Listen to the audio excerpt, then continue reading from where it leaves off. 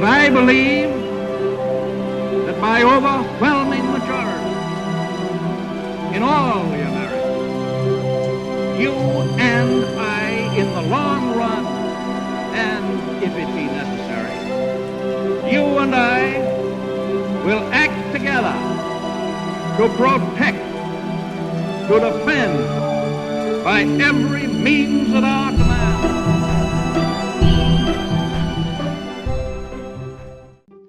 Welcome to the History in Motion podcast, where we discuss leaders, their decisions, and how they shape the world we live in today. At just 13 years old, Akbar the Great took the throne of the Mughal Empire and changed the course of history. He wasn't just a conqueror, he was a visionary who built one of the most powerful, tolerant, and culturally rich empires the world had ever seen. From fierce battles to bold reforms, this is the story of a ruler who believed in unity over division. This is the History in Motion podcast. Welcome back, everyone, to another episode of the History in Motion podcast, where today we're heading over to the 1540s and into the Indian subcontinent, where we're going to spend some time with the Mughal empires and Akbar the Great. And Richie, I think this is going to be an interesting one for me, especially because this is a new part of history that I haven't spent a lot of time with. But my goodness, as we've spent some time with Akbar, we've realized that he's coming into a world of, and we just were talking about it, where you have the movement of Islam coming east and the growth of this really rich Hindu culture within India and kind of smashing them together and seeing what's going to come out of this. And we talked about he's speaking a bunch of different languages and the people are kind of not sure where they fit in, especially as these two large religions and all these ethnic groups are trying to find their place. And it's really going to take a great leader to bring them all together. And I think that's what's going to make this episode so interesting, because it can go so many different ways, but it's also pretty new for us. So I think that's going to be, pretty fascinating today. Yeah, I think you kind of just hit the nail on the head for me, at least. Sometimes we do these episodes and, we always talk about leaders. That is like the precipice of this entire podcast.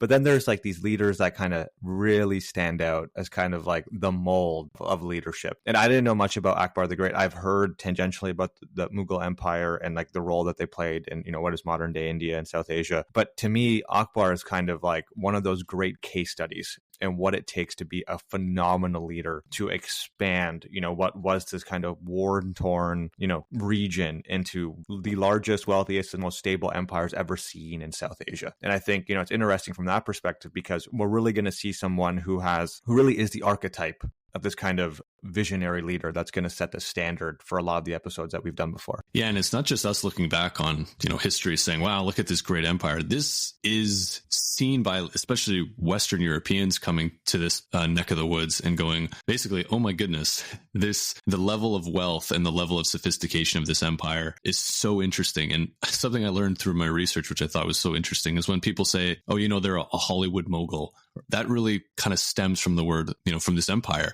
Because the Europeans, as they came over and were like, wow, I'm going to compare them to, someone from the Mughal Empire because of the wealth and the sophistication and the power that they have. You can see why in about, it's already starting, but the Portuguese are in India. The British are going to show up soon, because there's just immense wealth and so much happening at this point in time that everybody, including people who are native to the area, people coming from, modern day Iran, Afghanistan, the Chinese as well, and then also the Europeans eventually all want to have a crack at this land. But before we get to that point, we got to kind of build this empire is going to get built first and really establish itself to make way for, the next 300-400 years of European incursions and then eventually, British ruling of the Indian subcontinent. And I think for me, like the historical context is always so fascinating, right? Sometimes we have to take things in a vacuum, and that's definitely one way to do it, because there's so much complexity to try to grasp in 1 hour that it's, close to impossible for us to do any justice to it. But I think for this episode, we can get right into the context. And I think it's super important for, our listeners to know that the world in the mid 16th century, so this kind of global perspective is not isolated, right? And I think you just touched on it. Akbar's reign that we're going to get into kind of unfolds during a time of like remarkable global change. In the Islamic world, there's, three very powerful empires that kind of dominated the 16th century: the Ottomans, the Safavids, and the Mughals. And collectively, they're known as the gunpowder empires for their very innovative use of firearms and artillery. So to the west, you have the Ottoman Empire under Suleiman the Magnificent. It's kind of at its zenith at this point. Suleiman had expanded deep into Europe. He controlled vital trade routes across the Mediterranean and the Red Sea, and he presided over this kind of cultural golden age in Istanbul, marked by, achievements in law, architecture, and arts, this kind of social flourishing. And then further east, the Safavid Empire in Persia, which is ruled by Shah Tums, was a, rival to the Ottomans and kind of often lacked in this kind of sectarian conflict. But the Safavids maintained very cordial ties with the Mughals, and they even sheltered Akbar's father during his exile. So through Akbar's reign, cultural and diplomatic exchanges with Persia continued, enriching the kind of Mughal court that we're going to talk about. And like the third pillar in this triad is the Mughal Empire itself. It's a dominant force in South Asia. His court in Agra is a flourishing center of cultural and intellectual life. It's blending so many different cultures. You have Indian culture, Persian, and these Islamic traditions. And as we'll get into his rule and actual reign on a tactical level, Akbar encouraged dialogue across faiths. He welcomed Jesuit missionaries who brought Christian theology and European artist techniques, reflecting this kind of, similar spirit of openness that kind of reminded me of the Renaissance a little bit. So it's very interesting that way. A lot of historical parallels that I think we'll kind of tease out throughout this episode. Then at the same time, you touched on it, Paul, European maritime powers are expanding eastward. The Portuguese had captured Goa in 1510, and they controlled like the strategic coastal ports. But under Akbar, they shifted from military conquest to trade because they recognized the supremacy that the Mughal Empire had inland. And by the late 1500s, the Dutch and English began entering the Indian Ocean. And in fact, the English East India Company was founded in 1600, the very year Akbar died. So this kind of signals the early stages of European colonial ambitions in Asia. So I think in summation, because that was a lot of detail,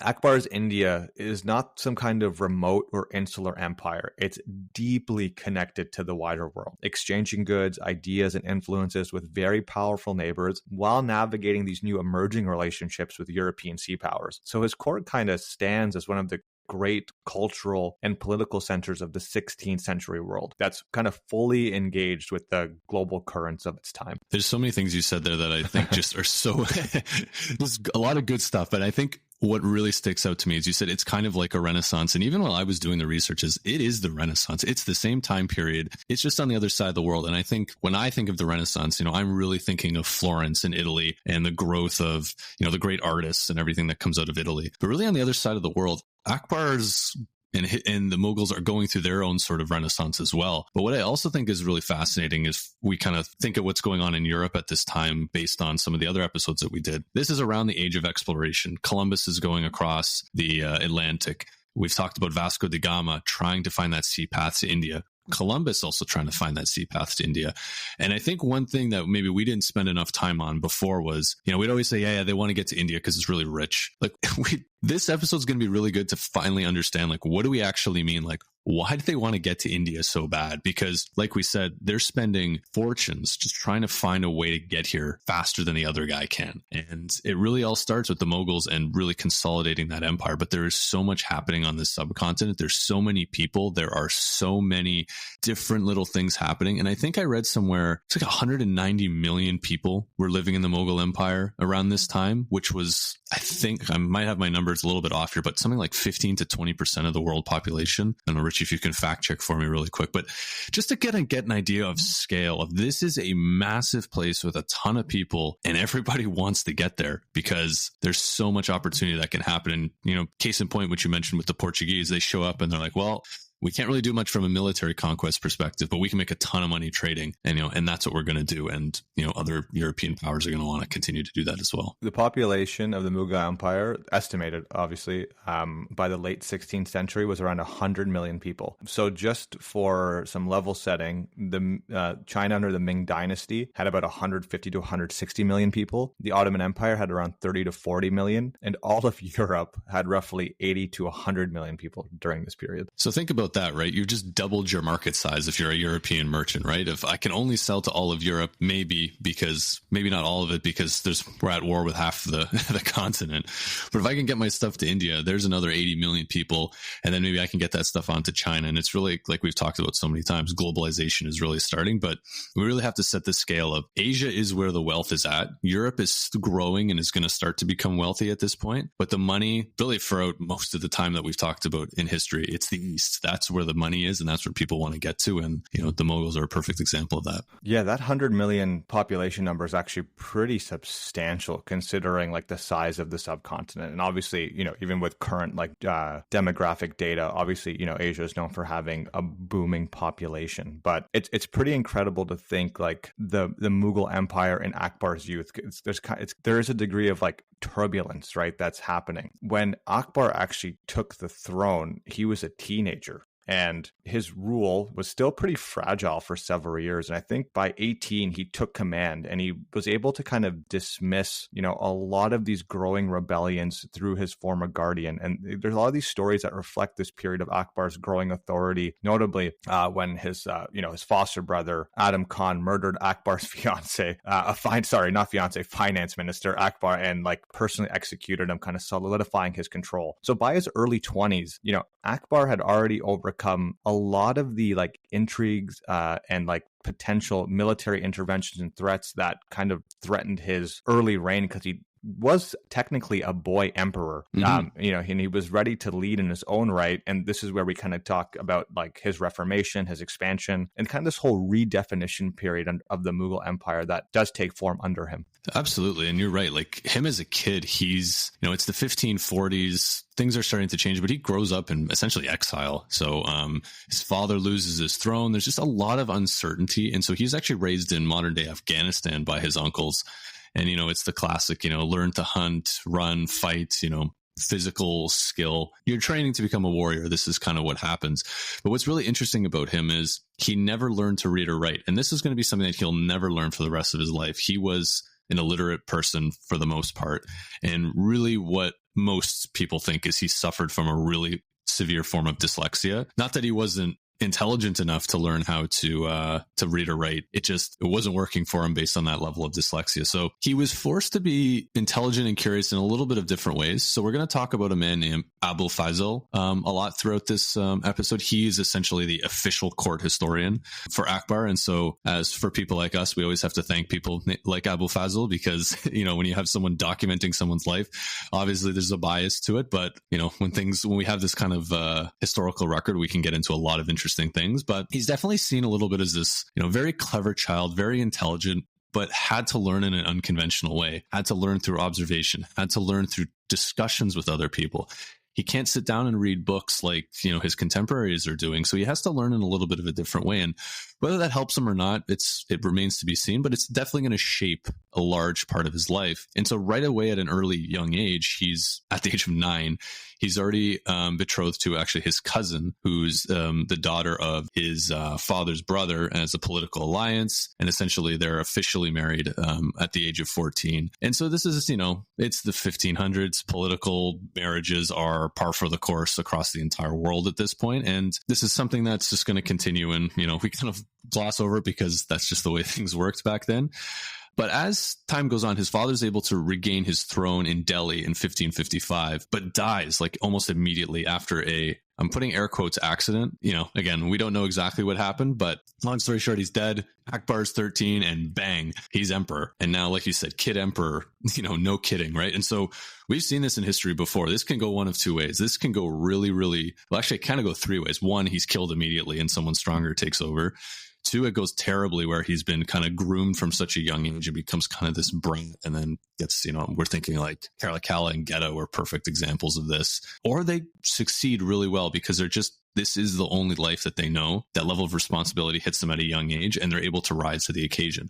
And so we'll see where Akbar falls within this group. He is called Akbar the Great, so that might spoil things a little bit, but he's coronated at the age of 13. And, really the area is set for him to start to grow this empire out and grow it into what we end up knowing it to be today. It's a pretty remarkable story, right? And again, I think the historical parallels are still so they're still so distinct to me. It's so interesting because essentially what we see is a 13-year-old boy who takes the throne. He becomes emperor of this fragile, war-torn realm. And almost immediately, as we always see, his rule is challenged by a very powerful general who is able to seize a key region, Delhi. But Akbar's forces are able to kind of, defeat any kind of insurgency. And this is kind of a turning point that kind of secures Mughal control. And it does kind of set the stage for him to take command. He dismisses his regent. He dealt with his rivals pretty decisively at the age of 13. And he kind of proves that,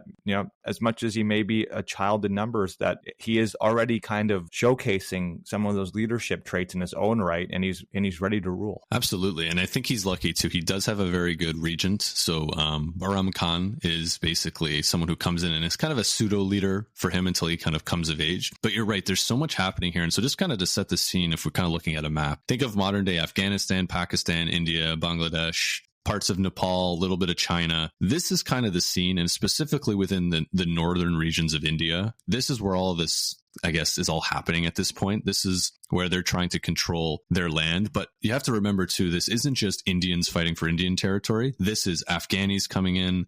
This is Muslims who are living in the modern day Indian and Pakistani regions. But then you also have Hindus, and then you also have these smaller sects that are kind of growing within the subcontinent. So it's just a lot of like a mash of different people coming in, but it's also people coming from the outside. And even like we said before, there's always a Central Asian historical element to this, where a lot of people are migrating south from those areas and finding themselves in these really rich areas and going, we don't really want to leave. And things start to grow from there. But you're right. So he wins a key battle against a Hindu general where they were able to retake Delhi and start to really establish Mughal rule in northern India. But he still has this really fragile hold. There's provincial lords in Afghanistan and in the Sur region as well, or this part of the Sur Empire, which is part of India. And they're essentially kind of hopping around trying to take this back. So this is Akbar and Bahram Khan kind of working together at this point. They've taken Delhi, they've taken Agra, they've taken Lahore, which is a big one. And they're, just kind of moving through things. And eventually people start to look at Akbar and they see kind of this young leader kind of growing and being ready to take control for himself. And, one of the famous stories, which I'm using air quotes for, take it with a grain of salt, but, they talk about him taming a raging war elephant. So they've got to remember, this is India. There's tons of elephants. They're using them for war. You see a lot of art from back then. You always see these massive war elephants. And apparently a war elephant was going crazy, but Akbar was able to calm it down and use his demeanor to, speak to this animal in a way that brought this ferocious element to ease. And he was able to mount it and then used it to subdue another elephant later on. So you start to see a little bit of this, and this is all depicted in the Akbar'S Chronicles,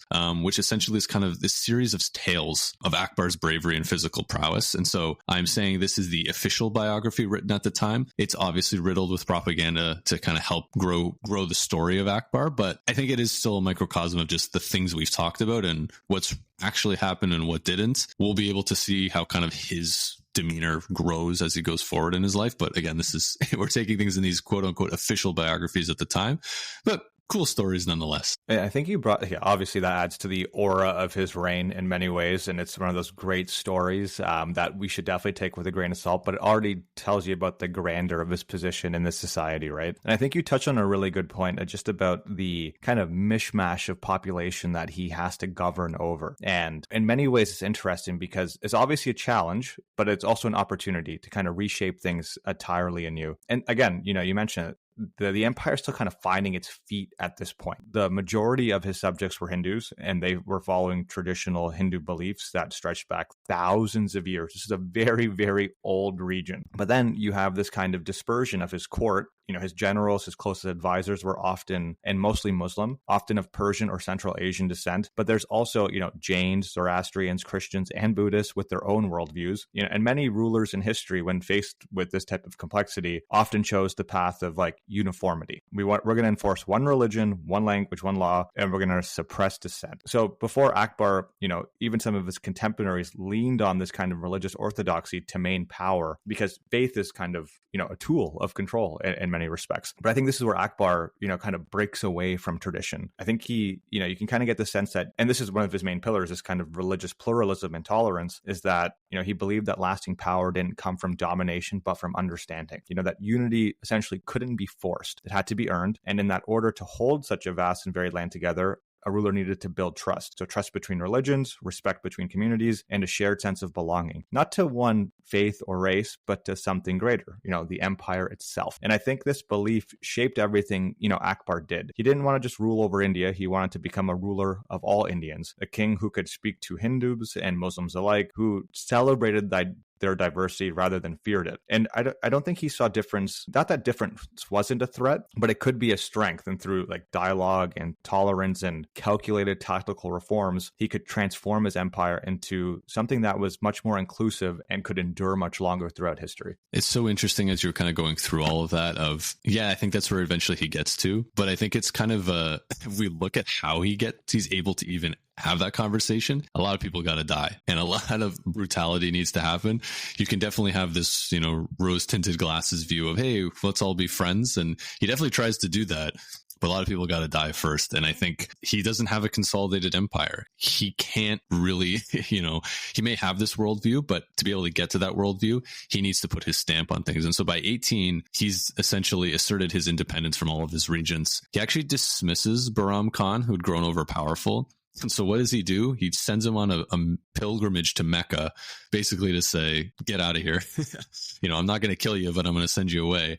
And actually, Bahram briefly rebels, but was defeated very quickly and forgiven by Akbar. And then Bahram Khan is assassinated by an Afghan rival. So just to give you an idea of how you can be very close and then separated and then dead within a very short period of time. And so with Bahram gone, Akbar had to deal with the influence of his foster mother and her son, Adam Khan. And Adam Khan actually murders Akbar's favorite general in 1561. And so Akbar's not going to take this. He needs to get rid of Adam Khan. And so what does he do? Apparently the story goes, he was on a terrace with Adam Khan and Akbar throws him off the terrace. And it's just, I got to take you through the narrative of this. So he throws him off the terrace, but he doesn't die. He's just very badly wounded. And so Akbar goes down the stairs, comes out the front door, sees Adam Khan sitting there all bloody, all beaten up, but still alive. And when I first heard this story, I thought, oh, okay, he pulls out a knife and, finishes him off humanely. No, not in Akbar's case. He picks him up, brings him all the way back up to the terrace,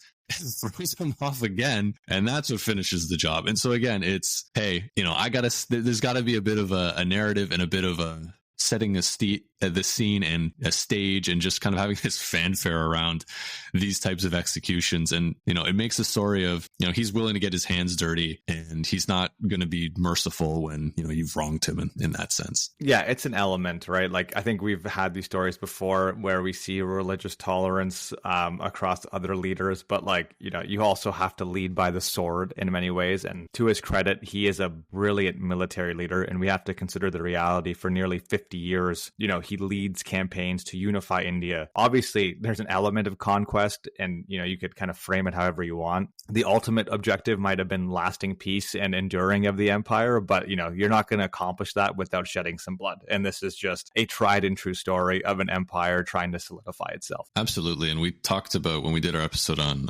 Augustus and Octavian, he had to kill a lot of people. He had to win a civil war and then he executed tens of thousands of people to solidify his campaign. But then that brought in the Pax Romana, the Roman peace, the greatest time in the Roman history, where everybody was probably looking back saying, yeah, it was probably worth it. So is it going to be worth it for Akbar? Well, remains to be seen. But like I said, a lot of people are going to die, unfortunately, over the next 10 to 20 years as he goes on a massive campaign to expand his empire. So we're talking about northern and central India, where he's conquering places like Malawa. There's a rebellion from some Uzbek chiefs that he needs to deal with, takes control there. He fights against the Rajputs, which are a big empire / kingdom within India. So, laying siege to the city of Chittor for 4 months. And when he wins, declaims victory of Islam over the infidels. So the Mughals being, predominantly Islamic, they're using that as a bit of a way to gather, support for themselves. But he actually raises Chittor's defenses and as a grim warning orders a large scale slaughter of the garrison survivors. And so Abul Faisal, his official historian, describes the aftermath by saying, the imperial army destroyed whatever it found. For the space of 3 days and 3 nights, they gave up to pillage and slaughter rage unchecked. And there's even a story that he took the skulls of slain Rajput warriors and stacked them in pyramids to demonstrate fear and show the consequences of really going against the Mughal authority. So not only is he here, but he's going to be ruthless. Maybe he needs to be, or even just to kind of set the tone to really jumpstart, this expansion into the rest of the subcontinent. Yeah, it's an interesting thing. I think, again, we've seen it in other episodes where we talked about leaders like this, and, it's a fine balancing act to govern with fear and tolerance. And sometimes that balance can sway one way or the other, depending on what's required. And I think, to solidify his rule early, this is what he had to do because of the historical relationship between the Rajputs and any kind of insular rebellion that he might have to, squish later in his reign. And I think that's an interesting respect, right? And in many ways, like these campaigns, he's pretty much constantly campaigning until his final years. So this is something that he's constantly doing. Like, I know we started off kind of this rose-colored glasses approach around like integration versus total destruction, but there is always kind of this element of conquest and expansion, and it is a balancing act, right? Like there's elements of siege, which definitely falls towards that whole destruction piece, but there's also this element of integration. He's going to offer these defeated rulers to join his administration. How can we govern these new territories efficiently, just like the core of his empire? And like we said at the onset, he ends up ruling over 100 million people by the end of his life. I think you're right. It just continues to go. Like I'm reading here. So we starts all of this in the 1550s, roughly. Like he's 13. When this all starts, and it goes all the way up till the 1600s, near the end of his life. And so kind of within that time frame, he annexes Gujarat in 1572 to 1573, which have really rich ports. So that's a huge piece to what he's able to accomplish. And there's a legendary anecdote, if you will, where a rebellion erupts in Gujarat in 1573, and he actually marches a small army from a very long distance in only 9 days, surprising and defeating the rebels, which is kind of seen as a bit of a testament to his decisiveness of, okay, we're just going to go and we're going to go fast instead of trying to wait and overthink things. So he does that. And from there, he actually builds a huge city near Agra to commemorate this campaign. And this is where we start to see the Mughals grow and really show off their power by building cities. And so the Taj Mahal, for example, is part of this growth, not under Akbar himself. It comes later, but it just kind of to give you an idea of what they're spending a lot of this money on. And it's actually like building these great cities. It's not just, hey, we're going to commission some art. No, we're going to build a city to commemorate this campaign. So he takes Gujarat. After that, he turns east and takes Bengal. He defeats an Afghan chief who was in the area. More things that he's taken control of in India. The Rajputs have been defeated. And then he actually looks to the west, and he looks to Kabul, his ancestral homeland in modern day Afghanistan, where he's able to consolidate his rule there. He's able to take the Kashmir region, the Sindh region, and then has some campaigns later in the 1600s. So all of this is happening, but we really look at all of these battles, and we say probably by about the 1580s, this is when the Mughal Empire is really consolidated and solidified under his rule. Like we said, 100 million people, various ethnicities, various religions, all living within this empire. And I was reading through a few historians, and one of them stuck out to me, a historian named Vincent Smith. And he just simply put, no monarch in India had ever ruled over so much wealth and diversity. And so he's really firmly entrenched this authority, and it's now his. He can kind of rule it the way he wants. It took some time, but I'm going to say, and I'm going to keep saying it, there's no way to really wrap your head around how much wealth and people are under his control. Like there's no question this is the richest empire in the world at this time, and he's got full control over it. He's got consolidation of all of this land, and essentially he can kind of do what he wants now. Yeah, and I think that's such a great segue, right? Ruling over 100 million people with such religious diversity. And I think we keep going back to this whole aspect of religious diversity because it's so important. And I think this is one of those elements on a more personal level about his story that really kind of struck out to me, is that, I know we just talked about him sieging and campaigning for the majority of his rule, but there is this very interesting like counterbalance that he has about his own, personal interest and curiosity about faith. And I think, we'll get into his policies, which we've already kind of touched on, but he seems like a very deeply curious person. So I think it's in 1575, he builds the Ibadat Khana, or this house of worship, at his new capital. And at first, it was a place for Muslim scholars to debate theology. But Akbar wasn't satisfied with what he heard. The debates often turned bitter, and scholars couldn't agree on basic truths. It sounds very even reminiscent of today.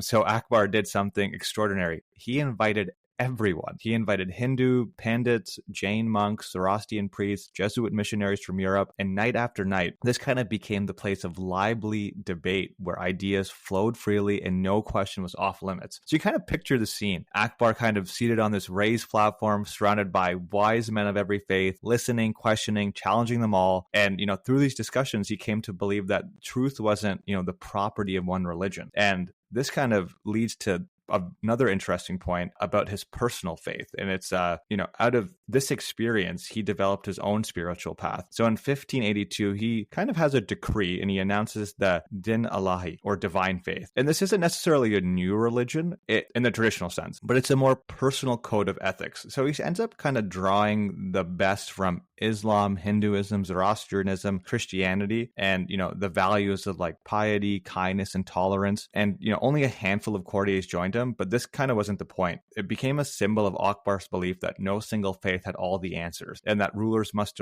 rise above any sectarianism that could potentially be divisive. To reinforce this, he issued a follow-up decree in 1579, giving him final say in religious disputes, a bold move that obviously put him above the traditional Muslim clergy who often resisted this inclusive approach, but he very much was, living what he was preaching, which was this religious pluralism. He never actually abandoned Islam. He still led Friday prayers, he celebrated Islamic festivals and remained devout, but he also joined, Hindus in celebrating Diwali and Rakhi, and had Persian courtiers who he would celebrate with along as well. He did work to abolish very cruel practices like child marriage and sati, which is widow burning, and he influenced both Hindu and Muslim reformers in his court, and his guiding principle was called, peace with all. So again, like this kind of counterbalance of this, personal curiosity and like this deep interest in faith and what it means is very fascinating to me. I think this is definitely the most interesting part of Akbar. And I walk away from this and I'm trying to find a comparison. The only one I think we've really talked about is the Khans of Genghis and Kublai Khan, just based on the fact that they just had such deep interest in all religions and didn't necessarily come from hey, this religion is the best and it's going to be the one religion that we're going to have. They were more, look, you can worship what you want, but as long as you pray to the great Khan, we don't care. And there's a little bit of this, but it's more an intellectual curiosity piece of I want to kind of guide this in a way, and I want to hear what everybody has to say. Let's have these discussions. And I think it's so essential for him because he wouldn't have been able to rule what he did if he was, classic Christian or Islamic ruler of the time of, well, we roll in, everybody converts, and if you don't, it's going to happen. And if we look at this Indian subcontinent, any kind of moves towards religious conversions or anything like that always turns into disaster. And when there's some peace, it's really when there's that level of tolerance. And so I think that's so huge, and he's able to recognize that. But I think it does come from somewhere deeper. He's just genuinely curious. And, talking about his house of worship that you mentioned with all these scholars coming in, he kind of does this for about 7 years. And then he just kind of goes, yeah, these guys aren't actually debating ideas. They're just being so bigoted towards each other, basically saying that, as we've talked about many times, my God is greater than your God. And how dare you say that about me? And how dare you say that about something else?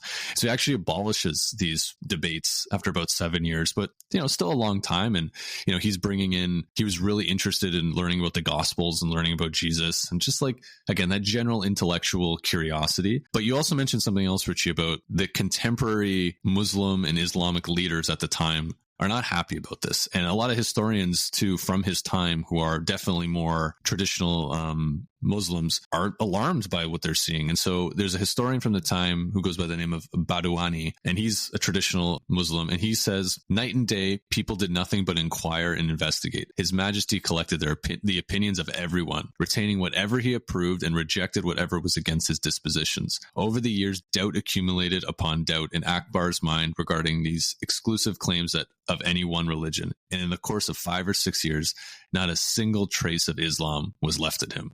And so that's what people are seeing from the outside of he's not what we want as an Islamic ruler. He's just a guy who's looking to learn and grow with everybody else. And, that's hurting the established way of doing things. And if we compare, could you imagine, we talk about Lorenzo de' Medici bringing in all of these different ideas and thinkers. Could you imagine if you brought in 7 or 8 different religions to debate within Florence? It's a thought that doesn't even crack my head just because it's not going to happen in Europe, but just to even get to that point is such a jump for this time period. but such a necessary one, I think, based on the area that he's trying to rule. He's got to do it because there's so many different types of people here. And if you can't get them to work together in some way, you're not going to be able to rule. It's hard to imagine nowadays that something like that could exist, to be no totally kidding. honest with you, right? But I think it really does speak to him. There's so many elements and sides to Akbar. So we've talked about him as a conqueror. We just touched upon him as a seeker of truth, but he's also this kind of great builder. So, we started talking about all of his campaigns. So imagine, once the dust of battle settles, how are you going to govern? This is a challenge that many rulers are faced with when they're conquesting and trying to expand their empire. But how do you govern over such a vast and diverse land? Not just today, but for generations, right? Because what you're likely going to be left with is chaos if you aren't able to govern over it effectively. And he realized pretty quickly that these early victories on the battlefield meant little if chaos followed. So, conquering territory was one thing, but governing it fairly efficiently and sustainably, that was the true test of an emperor. So, he set about designing a system, a framework, or, an operating system for the Mughal Empire. One that just didn't, hold together a patchwork of fiefdoms that was, very unstable, but wove them into that kind of single living, breathing state. And one of the things that I found super interesting was this, the Mansab Badri system. So this new kind of nobility. So obviously at this point, nobility is essentially the backbone of any empire. Traditionally in many kingdoms, nobles were, kind of little kings in their own right. They ruled over their lands, they raised their own armies, and they, sometimes challenged the throne. And he didn't want any of that. So he created this new system. So the word mansab meant rank or position. And under the system, every officer, whether a governor, general, or courtier, was given a numerical rank, from lowly commanders of 10 men to powerful lords commanding thousands. These ranks determined everything: how much they were paid, how many soldiers they had to maintain, and how close they were to the emperor. But the genius in this is that no one owned land. Instead, they were assigned jagirs, so temporary rights to collect revenue from certain areas. The land itself and the people working on it belonged to the empire. So a mansabar could be moved, promoted, or dismissed at any time. Their power flowed from Akbar, not from inheritance or brute force. So this ingenious move ties the nobility's fortunes directly to the empire. So if they served him well, they thrived. If not, they were out. And it wasn't just Muslims or old guard aristocrats. Akbar opened these ranks to Rajputs, Persians, and even later on Europeans. So this system kind of turns this warrior class into, what you could kind of call as like a professional servant of the states. And it helped kind of reinforce this element of loyalty, clarity at every level of governance and order. And it kind of, in my mind, is like a step towards meritocracy, at least, for those at the top. Yeah, and I think it's great from a stability perspective, like you were saying. You can move these guys around too, right? You don't own this land, you're just the caretaker of it. And okay, you do your number of years, or you're getting a little too cozy here, I'm going to move you somewhere else. Or you can move your best people into the most troublesome lands that need the most help, or your richest lands that need, the most scrutiny. And I think it's so huge at this time period where you're right. It could easily have just so quickly turned into Hindus supporting only Hindus, or Muslims only supporting Muslims. And if you're a Christian, who are you to even speak in this sort of era? And, obviously that still exists. Like, it's the 1500s. This is, bigotry just didn't go away because Akbar changed his mind about a few things. But if it's coming from the top, at least there's some sort of structure being built. He's seeing, okay, how do I organize things at the top? But he's got to look at what's happening in the day to day. What are the peasants doing? And again, we have to remember, and I always lose sight of this, is, it's the 1500s. We're thinking of, he's building great cities and temples, and he's doing all these great things. He's having these intellectual conversations, but most of the population is very poor. They're peasants. And there's a lot of just old school, terrible things that are happening. And so one of the things that he did was he abolished the practice of seizing peasants, women, and children when revenue was not paid. So essentially, Abul Faisal wrote, he goes, well, yeah, he basically passed a law that says you cannot enslave women and children of peasants who had defaulted in payment of revenue, because it was a huge problem. You'd have these guys going in basically demanding payment for something that may have been totally unfair, and then they couldn't pay, so they would take the women and children and do whatever they needed to do. And it's incredibly inhumane and something that nobody liked. And he's definitely looking at the low-hanging fruits here. It's, okay, I've got control. I've got my people in charge of these areas. Now we're going to start enforcing these laws. So there's things like that. But he also did things where he started to standardize taxes. Peasants paid a fixed proportion of their crop in cash, which kind of simplified the stabilization of revenue collection. He standardized the currency under the rupee, which I think was paid in silver. He started to abolish pilgrimage taxes as well, which was huge as well, where Hindus were trying to travel to holy sites, and a lot of times were being taxed to do so because they were moving through Islamic land. So this was a big piece. And then he also abolished the poll tax, which was a tax that had kind of been traditionally done in a lot of Muslim lands, where they would tax non-Muslims for living in the area, where it was, hey, you can live here, you just got to pay the tax. And he actually gets rid of that tax, which really, when you look at this very large Hindu population, they're very happy about this. And they're starting to see some respect of, hey, this guy might work for us despite the fact, he's a different religion. So it's little things like this that you start to see happening, outside of his military campaigns. And then there's the final piece too, where he has these 9 gems, he calls them. And so this was essentially a mix of people at his court. So poets, warriors, advisors, who were all kind of in different backgrounds, and just kind of people that he brought around him to kind of help him think about the world in a different way. And again, like you said, Richie, it's coming through this meritocracy. It's coming from people of different backgrounds, different faiths. And he's just trying to get the best people around him to be able to rule in the way that he was. And I think it's so hard for me to kind of differentiate what we just talked about. We're like, wow, what a kind, gentle person who wants to love everybody, to stacking skulls in a pyramid to kind of show that, yeah, I'm in charge. You almost think of like a two-faced person a little bit, but again, it's the 1500s. You have to consolidate your power, and you can do it through kindness, and you can do it through brutal force, and maybe showing Machiavelli that maybe you don't have to be one or the other, and in times you can do both. Yeah, I think it's like the first domino, right, is gonna be war and pillaging, right? But then what's that second, third, and fourth and fifth domino that's going to fall? And you mentioned taxation, and I thought this was super interesting. So in a time where taxes were often arbitrary, and harsh to the point where you could steal the wives and children of your servants, he actually ordered a survey of the empire's lands. And he wanted to measure not just the size, but its productivity. So what crops grew where, how much, and what price was over the last 10 years. From this, he calculated a standard tax, about 1/3 of the average produce paid in cash. So what did this mean? No more guesswork, no more extortion. Peasants knew what to expect, and the state knew what it could collect. But how did he actually standardize this? So he introduced the ila gaj. It's a bamboo yardstick reinforced with iron rings, and he set uniform weights and divided the empire into clear revenue districts with trained officers. The result, a fairer, more predictable system that boosted imperial income while reducing unrest. So effective.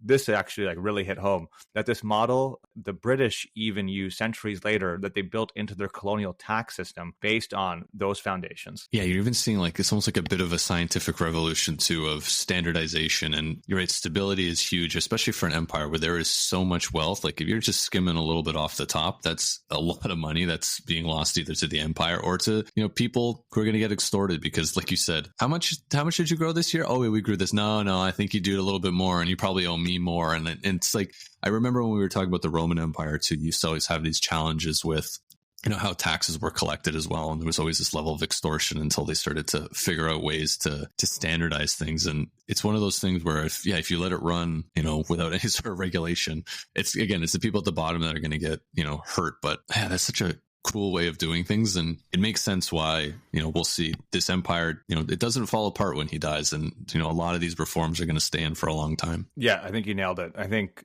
thinking of his legacy, order is definitely one of them. So we've talked about his taxation system, how he kind of took a step forward towards meritocracy, allegiance to the empire, not necessarily like your little kingdom that you're running. And then this is all kind of reinforced with this centralized state, that focuses on bureaucracy and balance. So he actually ended up redesigning the entire administrative map of India. And he divides empires into provinces, subas, and each governed by their own governor. But he was very careful. No one man held too much power. Alongside the governor, there was a finance officer and a military commander, all reporting directly to his court. So he's embedding this system of checks and balances to ensure that no region is going to drift into rebellion. And he's able to make sure that with these checks and balances, they stay loyal to him. And he's also deeply involved.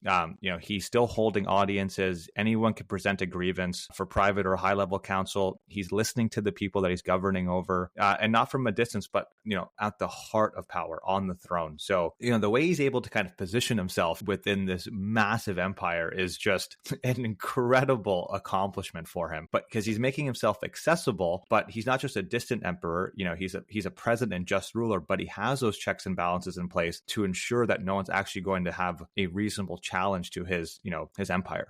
Really does everything you would need to do as a ruler to build, maintain, and stabilize a very unstable part of the world where there's a lot at stake. And, by this, like we said, like the 1580s, he's done that. And he has about 20 to 25 years where he's able to kind of rule from the top and do a lot of the things that you mentioned there around reforms, bringing in art and culture. And, he's a big fan of the visual arts due to his, inability to read and write, art, literature, being spoken, architecture, music, all these things he really loves. And he brings in, and he really is he's the Renaissance man of India, but also he's a warrior at the same time. And I think it's just interesting to me that he's able to kind of cross both at the same time, which we'll kind of wrap up in a second. But to get to the end of his life, he's starting to face some domestic challenges. So his heir, Prince Salim, actually grows rebellious and impatient for power, and actually stages a brief revolt and declaring himself independent. And so Akbar essentially puts down the rebellion, actually forgives him, which I think is a smart move because he realizes he needs a clear transition of power.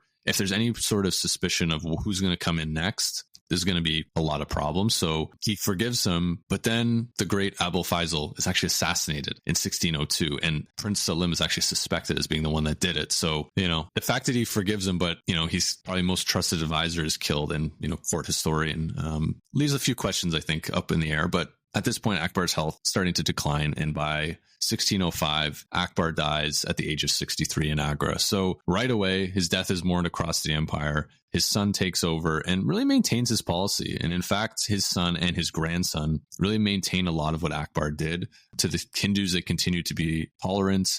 They continue to ensure the Mughal empire remains strong for at least another century. And they built a great mausoleum, and a great tomb was set around a beautiful garden to really celebrate, the aesthetic of Akbar's era. And the survival had a smooth succession plan. And I think that's, when we walk away from all of this, that's always the one thing, is if you can have a good transition for one or two generations, it means you've done something that most great leaders either had built for them already. It's very rare to see someone create this whole succession plan that works so brilliantly the first time. And the fact that it works for two full generations, really before outside forces start impacting what's happening in India, is what I'm going to take away is probably the most thing I'm impressed about with Akbar's legacy. Yeah, I think when I think about his legacy, the word order really comes to mind. And you had quoted, I think you brought up something by Vincent Smith as one of his historians, and I have a quote from him here. Akbar is the greatest of the sovereigns who ever reigned in India, and one of the greatest rulers known to history. And I think as we're wrapping this up, and I'm just reflecting on some of the things that you've talked about and that what my research has shown, I try not to say this in a lot of our episodes, but this is truly to me like a masterclass in historical leadership. Yeah, it's hard to walk away and really put someone in a box, but sometimes you have to. I think that's just the way it works. And look, I'm not saying this. Abul Faisal says it, and he calls him Insan il Kalim, which means the perfect man. So, hey, it's not us saying it. It's Abul Faisal saying it. But you're right.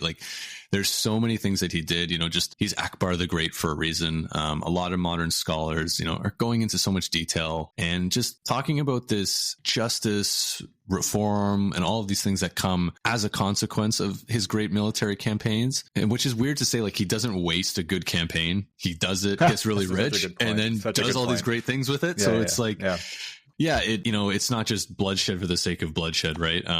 But I think even too, though, if there's any criticism of him, if you're someone who's a little bit more of a fundamentalist in terms of your religious views, that's where we start to see a lot of criticism. So there are a lot of contemporaries at the time who basically say, look, you are ignoring Islam. You are not teaching in the way that we would have taught. You're actually diluting the power of Islam in the Indian subcontinent. And so even today, there's some Pakistani historians who are looking at this coming from a more Islamic viewpoint, saying that hey, you did these policies that actually weakened Islam within the subcontinent. And from their perspective, they want to see it as a more dominant position. So you can start to see some of those criticisms too of just, we wanted a little bit more of a conservative fundamental way of doing things, and you actually weakened our position. And so you can understand that from someone coming from that side of things. But I think from a whole, I think everybody maybe gets better as a result of this. There's definitely a positive sum thinking here. And, when we think about when the British show up, a lot of the work has kind of been done for them, is kind of what I'm seeing is, if they can take over control, the reforms and everything are in place. And it's definitely going to, as we'll see, and we know the way it ends when we talk about the partition.